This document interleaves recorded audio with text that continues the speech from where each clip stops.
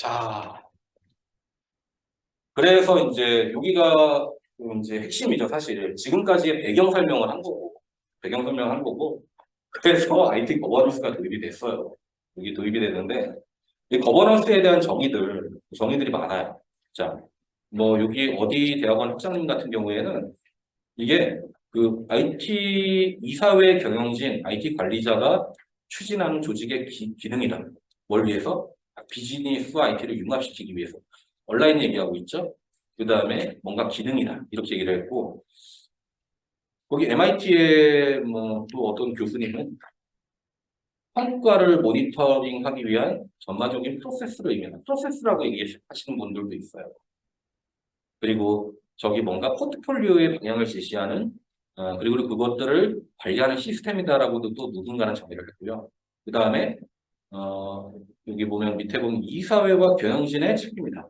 이렇게 얘기하신 분들도 있어요. 이게 사실 여기 보면 이게 ITIJ 해가지고 여기 유명한 그룹이잖아요.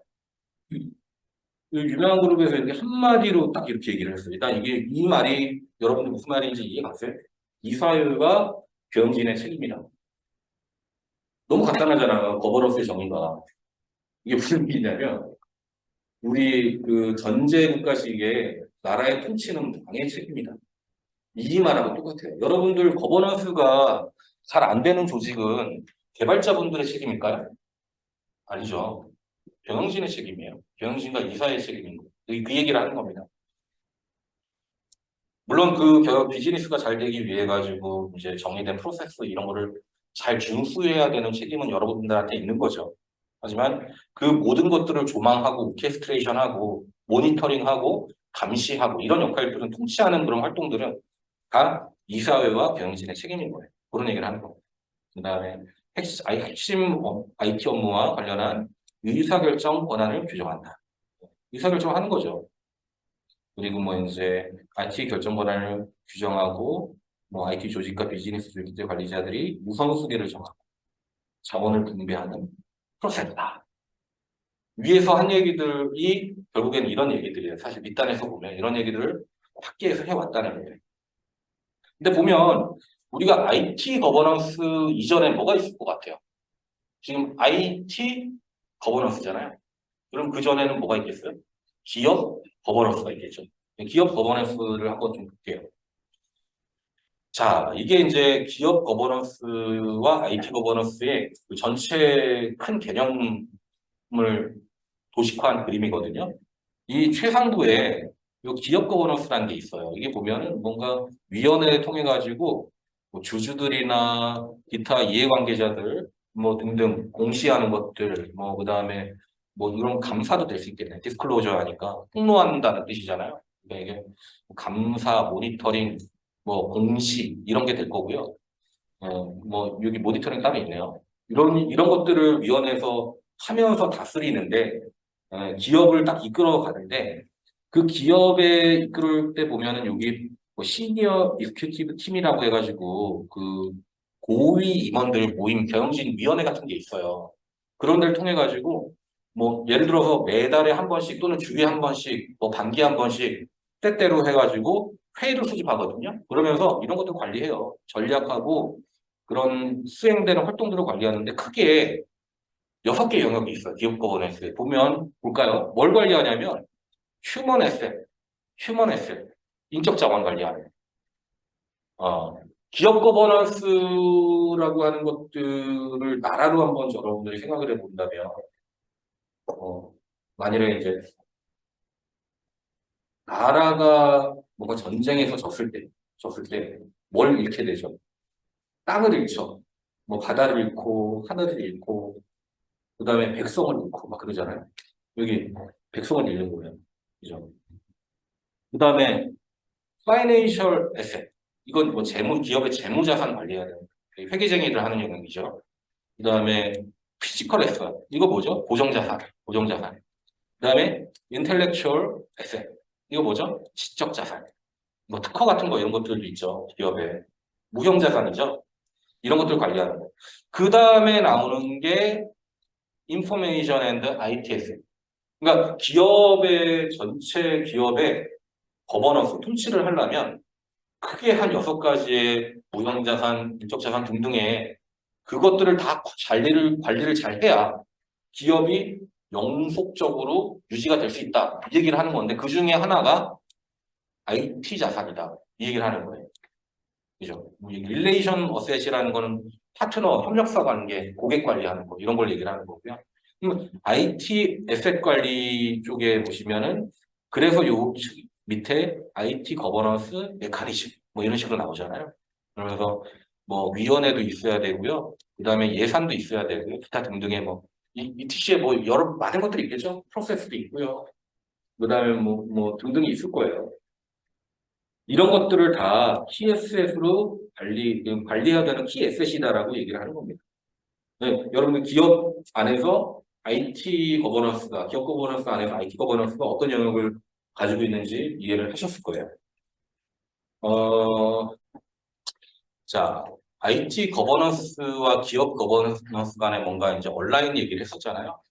그러니까 온라인 한다는 거는 여러 가지 기업 거버넌스에서 가지고 있는 문제점들이 있겠죠. 그것들을 IT 거버넌스에도 연결이 되면서 그것을 어떻게 해결할 것인가. 질문들을 계속해 나가는 거예요. 지금 보시면 자금 제공자는 기업 경영자가 이유를 창출하고 그 일부를 자신에게 반환하도록 하기 위해 어떻게 해야 하는가. 이게 무슨 얘기예요? 이 자금 제공자가 누구죠? 제공자. 주주 같은 거잖아요. 뭐 은행이 될 수도 있고. 아까 이 비슷한 얘기 제가 했어요. 그 내가 돈을 댔는데 이거를 투명하게 써야 되는데 그게 눈에 보이지 않으면 안 되잖아요. 눈에 보여야 되는데 일단은 그것들을 믿지 못하겠다는 거죠. 여러분도 보시면 기업 중소기업 뭐 예를 들어서 개인 사장 같은 레벨에서 어떤 업을 운영하신다고 하면 그냥 나 혼자 하면 돼요. 근데 조직이 조금만 커져도 사실 뭐 영업사원이라든가 영업이사 뭐 이렇게 해가지고 각각 분담을 하게 되잖아요. 분담을 하게 되면 내가 돈을 내서 이제 회사를 설립했는데 이 자금에 대해서 어떻게 쓰는지 알기가 힘들어져요. 그런 것들에 대해서 그 과정을 투명하게 알 수 있도록 해야 된다. 이런 얘기를 하는 거죠. 이런 게 지금 어렵다. 자금 제공자는 자신이 제공한 자금을 기업의 경영자에 빼돌리거나 엉터리 프로젝트에 지출하지 않기 위해 어떻게 해야 하느냐. 뭐 그런 얘기죠. 아까 전에 보면은 뭔가 그냥 CIO인데 예를 들어서 친구가 찾아왔어요. 아, 친구야, 한탕 하자. 뭐 이런 상황이 벌어지면은 사실 이게 뭐 1억짜리 프로젝트가 10억 되고 10억짜리 프로젝트가 100억 되는 건 순식간이에요. 그럼 되세요? 안 되세요? 아, 우리의 노후 보장을 위해 가지고 이번에 한번 프로젝트를 한번 키워보자. 뭐 이렇게 했어요. 그런 걸 하면 안 된다는 얘기를 하고 있는 거예요. 그다음에 기업 자금 제공자는 기업 경영자를 어떻게 통제하는가. 이건 기업 거버넌스의 문제인 거죠. 오너가 요새는 관리를 하고 있지 않잖아요. 다 전문 위탁 경영인을 통해 가지고 관리를 하고 있고 그런 경영자들이 어떻게 또 투명하게 할 수 있는가. 계속 그 투명성 얘기를 지금 계속 하고 있어요. 그다음에 여기 일부 보시면 뭐 책임성 얘기도 나와요. 그래서 IT 거버넌스에 비즈니스의 가치를 구현하도록 어떻게 지원해야 되는가. 그다음에 뭐 제공한 자금을 빼돌리거나 지출하지 않도록 어떻게 또 해야 되는가. 어떻게 통제해야 되는가. 계속 그런 질문인 거죠. 그래서 IT 거버넌스의 목표는 크게 세 가지를 얘기를 해요. 실제 효과성, 책임성, 투명성을 얘기를 하는데 효과성이라는 건 그런 거예요. 내가 IT에 투자를 했으면 그게 실제 생산성 향상에 기여를 해야 돼. 효과를 봐야 돼요. 나의 인풋 대비 효과성이라는 건 그런 거잖아요. 내가 인풋 대비 뭔가 가치를 창출할 수 있는 능력 이런 거잖아요. 책임성이라는 건 뭐죠? 아까 말한 뭐 이거에 대해서 프로젝트가 실패를 했을 때 또는 기획 단계에서 부정을 저질렀을 때 프로젝트 단계에서는 그 해당되는 프로젝트가 망가졌을 때 운영 단계에서는 예를 들어서 대규모 장애가 발생했을 때 뭐 이럴 때 누가 책임을 져야 된다. 누군가는 이거 책임을 지고 거기에 대해서 그 통제를 해야 된다. 이런 얘기를 하는 거고요. 투명성이라는 건 이 모든 과정들이 어, 공정하고 객관적으로 이게 보여줄 수 있어야 된다. 뭐 이런 얘기를 하는 거예요. 그래서 요 세 가지의 성, 표, 책, 토, 요 세 가지의 특성들을, 목표들을 준수를 할 수 있으면 결국에는 IT는 비즈니스에 온라인하게 될 수 있는 바람직한 IT가 될 것이다라고 얘기를 하고 있는 거예요. 그러면은 이런 목표를 달성하기 위해서 우리가 어떤 영역들을 다수해야 되는가? 아, 크게 5가지 영역을 얘기를 합니다. 전략 연계와 그 전략으로 인한 그 당초 전략으로 인한 기대 효과를 달성했는가?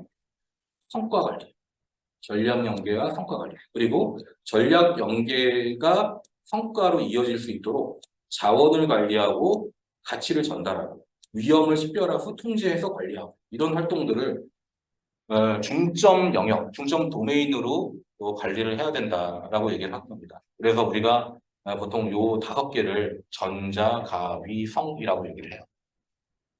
전자, 가위, 성이라고 말씀드렸어요. 말씀드렸던 얘기는 계속 시험에 나온다는 얘기예요. IT 거버넌스에 대해서 기술하시오 하면 효과성, 책임성, 투명성, 그 다음에 이것들을 어떻게 해야 되는가 영역, 전자, 가위, 성 이런 것들을 꼭 말씀을 해주실 수 있어야 된다는 거죠. 네, IT 거버넌스를 하려면 그리고 이제 이런 영역들을 관리하기 위해서 프레임워크를 도입을 해요. 프레임워크 그게 이제 의사결정 프레임워크라고 있어요. 그래서 이런 의사결정 프레임워크에서 이게 그 IT에 대한 원칙 같은 거를 정하죠. 원칙을 정하고 거기에 대한 구조라든가 그다음에 인프라라든가 뭐 투자라면 투자에 대한 우선순위 그다음에 비즈니스의 기능 요구들에 대해서 계속 의사결정을 할 수 있도록 뭔가 그 뼈대를 제공하고 원칙을 제공하고 가이드를 하고 프로세스를 정의하고 그런 활동들을 얘기한 겁니다. 그래서 쭉 요 뒤로 계속 넘어가게 되시다 보면 결국에는 계속 이제 프로세스들을 얘기를 하기 시작해요. 이게 사람이 하는 일이잖아요. 사람이 하는 일이기 때문에 그것들을 해당되는 사람들이 하는 활동들, 액션들을, 이렇게 태스크들을 통제해나가는 것들을 저희는 이제 프로세스라고 얘기를 하죠. 그런 얘기를 할 겁니다. 자, 그러면 의사결정의 프레임워크를 기반을 해서 뭔가 의사결정을 할 때 의사결정하는 방법들이 그런 패턴들이 있어요. 크게 뭐 요렇게 많이 얘기했는데 여러분들 보시기에 이런 거는 금방 이해 가시겠죠? 뭐 경영진 주도형, 경영진 주도형도 있고 경영진 주도형이라는 거는 의사결정을 누가 하는 거죠? 위에서 한다는 얘기예요. CXO 레벨. 그다음에 IT 주도형. 이건 바텀업으로 끌어올리는 거죠. 이게 개별 IT 관련되는 임원 또는 IT 관련 조직이 이제 주도를 한다. 이런 얘기가 되는 거고 여기 보면은 연방형 이런 얘기도 나와. 연방형. 연방형은 뭐겠어요? 뭐 같이 하는 거겠죠. 같이 해나가는 거고요. 그다음에 뭐 보면은 무질서형도 있네요. 무질서형이라는 거는 뭐 아무것도 없다는 얘기죠. 근데 사실 뭐 조직의 의사결정이 없는 데는 없죠. 근데 이것들을 어떻게 하는 게 효과적일 것인가 이런 그런 패턴들을 조직의 특성에 잘 맞게끔 이렇게 아마들 하고 계실 거예요. 계실 거고요. 뭐 어디 대기업 같은 경우에 글로벌 기업 같은 경우에는 연방형으로 이게 미국 같은 경우에 되게 땅덩이가 넓잖아요. 주 하나하나가 되게 우리나라로 따지면 하나 대한민국의 규모가 되거든요. 그런 주들을 그 중앙에서 뭔가 그 연방 정부들 각각의 주에서 관리를 하는 게 관리를 하겠지만 그걸 연방 정부도 있거든요. 근데 연방 정부 하나가 결정을 내릴 수 없는 경우에는 이렇게 상호 간에 같이 협업을 해가지고 의사결정을 진행을 하겠죠. 대기업들 같은 경우에 연방용으로 많이 해요. 뭐 S기업 같은 경우에도 글로벌 기업이기 때문에 해외 같은 데 총괄들이 있고요. 그 다음에 국내에는 또 이제 사업부들이 있고, 그 다음에 그 사업부들을 지원하는 스텝 조직들도 있고요. 각각들의 다 임원들이 있어요. 그래가지고 임원들이 경영진 회의를 거쳐가지고 그것들을 계속 뭐 현안들을 다 나래비를 세워놓고 우선순위를 정하고 이거는 할지 말지 이런 것들을 결정을 해나가는 그런 의사결정 체계를 가집니다.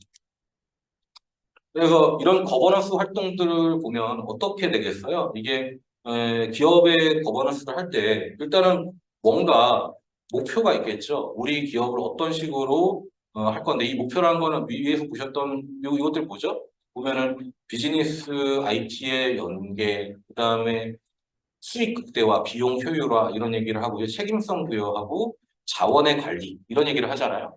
이게 아까 전에 그 CIO의 오브젝티브지 해가지고 5가지 들으셨던 거 있죠. 이런 목표 같은 거예요.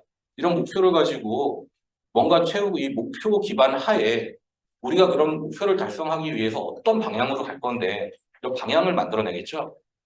이 방향이라는 거는 그 어떻게 보면 안 같은 거예요. 1안, 2안, 3안 해가지고 그런 것도 결정해 나간다는 거예요. 어떤 뭐 여러 가지 목표를 수립하기 위해서 1안으로는 뭐뭐를 할래, 2안으로는 뭐뭐 할래 해놓고 이 중에 의사결정 프레임워크를 통해 가지고 방향성을 결정하면 그 방향성 방향만 결정이 되고 하우트는 아직은 없어요. 그러면 이 방향성 하에서 뭔가 하우트가 결정이 되고 거기에 대해서 계획들이 상세적으로 수립이 되죠. 그러면 그 계획 하에서 IT 관련된 그 활동들, 과제들이라고 보통 얘기를 해요. 그 과제 추진을 하게 됩니다. 그러면 그 과제 추진의 결과로서 뭐 실패하는 것들도 있겠지만은 이 목표를 달성을 하게 된다면 뭐 자동화율도 증대가 될 거고 비용도 절감이 될 거고 리스크도 관리가 될 거예요.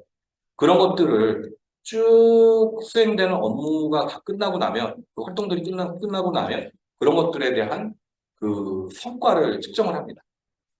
그러면 그것들을 가지고 당초 우리의 현재 수준, 현재 당초의 수준과 그 활동을 통한 그 결과 수준을 상호 비교를 하면 잘했니 못했니 이런 게 쫙쫙 보이잖아요. 그러면은 그걸 가지고 잘한 거는 더 개선하고 못한 것들은 보완하는 활동을 계속 이렇게 사이클들을 돌려나가는 거예요. 이렇게 돌려나가면서 결국에는 IT 거버넌스 활동들이 계속 이어진다 이런 얘기를 하는 겁니다. 그래서 IT 거버넌스를 도입하려면 이런 방향으로 계속 라이프 사이클을 돌아가는데 어떤 식으로 보통 하느냐. 이런 세부적으로 아까 여기 위에서 보이지 않았던 단계들이 좀 있어요. 각각의 그 단계별로 여긴 절차라고 해야 될까요? 프로세스 정도로 해가지고 방향성 확인을 할 때는 뭔가 환경도 분석을 해야 되고 그런 여러 가지 안을 만들어내가지고 의사결정 프레임워크를 통해 가지고 뭔가 결정을 하고 그죠?